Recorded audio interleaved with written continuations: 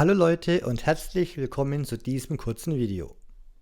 Ich habe mir ein MacBook Pro aus dem Jahr 2015 organisiert, das sich tatsächlich noch in einem bemerkenswerten Zustand befindet. Dieses Gerät hat nur zwei Mängel, nämlich erstens, es fehlt ein Fuß und zweitens, dieses MacBook hat einen Staingate. Das bedeutet, die Entspiegelungsbeschichtung löst sich ab und hinterlässt hässliche Flecken. Da mich diese Flecken stören, habe ich mich dazu entschieden, die Entspiegelungsbeschichtung komplett zu entfernen. Wenn die Spiegelung danach zu stark sein sollte, kann ich immer noch eine matte Displayfolie anbringen. Ich erstelle Timestamps. So könnt ihr an die Stelle springen, die für euch interessant ist. Denn bevor ich mit dem Display beginne, werde ich noch schnell die Wärmeleitpaste wechseln. Nach so vielen Jahren wird diese hart und kann die Wärme von der CPU nicht mehr richtig ableiten. Somit drehen die Lüfter schneller und das MacBook wird lauter. Nach dem Öffnen des MacBooks wird erst einmal der Staub vorsichtig abgesaugt. Wenn der Lüfter oder die Kühllamellen stark verschmutzt wären, würde ich den Lüfter ausbauen und alles sorgfältig reinigen. Das ist hier aber nicht der Fall. Hier reicht es, nur die Wärmeleitpaste zu wechseln. Als erstes, und das ist sehr wichtig, muss der Akku vom Mainboard getrennt werden. Das ist relativ einfach. Den Stecker des Akkus einfach vorsichtig nach oben abziehen. Den Gummi, der an den Kühllamellen angebracht ist, kann einfach abgenommen werden. Er ist nur gesteckt. Danach die 4 Gummiabdeckungen an den CPU-Schrauben entfernen. Wenn man die Gummis vorsichtig abzieht, kann man sie danach sogar wieder verwenden. Wenn das geschafft ist, werden alle 5 Schrauben, 4 an der CPU und eine weiter links, bei den Lamellen entfernt. Und mit einem kleinen Ruck hat man den Wärmeleiter auch schon in der Hand. Die alte Wärmeleitpaste mit einem Blackstick von der CPU vorsichtig entfernen und mit einem Alkoholtuch die Überreste abwischen. Dasselbe mache ich auf der Kupferseite des Wärmeleiters. Wenn beide Seiten gründlich gereinigt sind, kann auch schon auf der CPU die neue Wärmeleitpaste aufgetragen werden.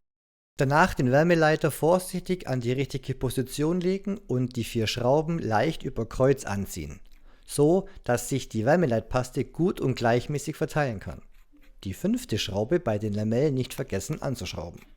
Soweit so gut. Den Akku kann man nun wieder mit dem Mainboard verbinden.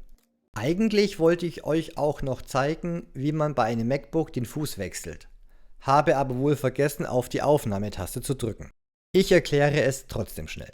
Wenn das Bottom Case vom Gehäuse entfernt wurde, muss man die restlichen Klebeflächen und Kunststoffteile des kaputten Fußes komplett entfernen. Danach mit einem Alkoholtuch die Klebeflächen gründlich reinigen. Die Ersatzfüße haben einen Ring in der Mitte und eine kleine Erhöhung bisschen außerhalb auf der Klebefläche. Die Erhöhung dient als Zentrierung. Den neuen Fuß richtig positionieren und fest andrücken. Fertig. Nun kann auch schon das Bottom Case wieder mit dem MacBook Pro verbunden werden. Beim Anschrauben darauf achten, dass die Schrauben an den richtigen Positionen eingedreht werden. Denn die Schrauben haben verschiedene Längen. Zum Schluss die Clips in der Mitte des Deckels mit einem leichten Drücken einrasten lassen. Nun widmen wir uns endlich dem Display. Wie anfangs im Video schon gesagt, werde ich die Entspiegelungsbeschichtung komplett entfernen.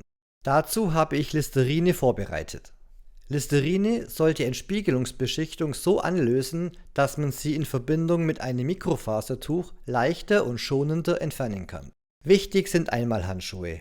Sie dienen zum Schutz, da das Lösen der Entspiegelungsbeschichtung Chemikalien freisetzt, die von der Haut aufgenommen werden können.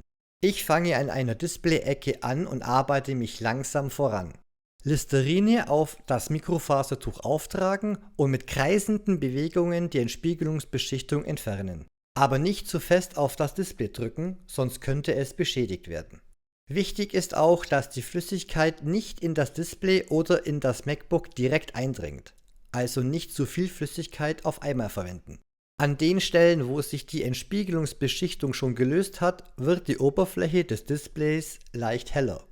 Den Vorgang so oft wiederholen, bis man mit dem Ergebnis zufrieden ist. Hier ein kleiner Zwischenstand. Ich habe versucht, ein mit Listerine getränktes Tuch auf das Display zu legen, um vielleicht ein schnelleres Anlösen zu bewirken. Hat aber nicht geklappt. Und so habe ich ca. 40 Minuten gebraucht, um die Entspiegelungsbeschichtung komplett zu entfernen. Ich glaube, das Ergebnis kann sich doch sehen lassen.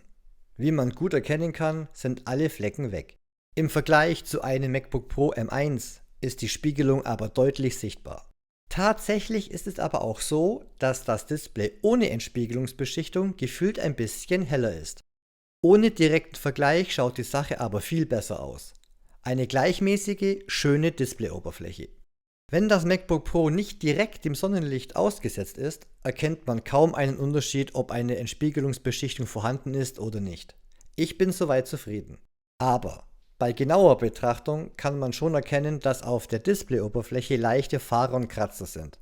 Ehrlich gesagt weiß ich gar nicht, wie ich es genau beschreiben soll. Das Display wirkt irgendwie matt.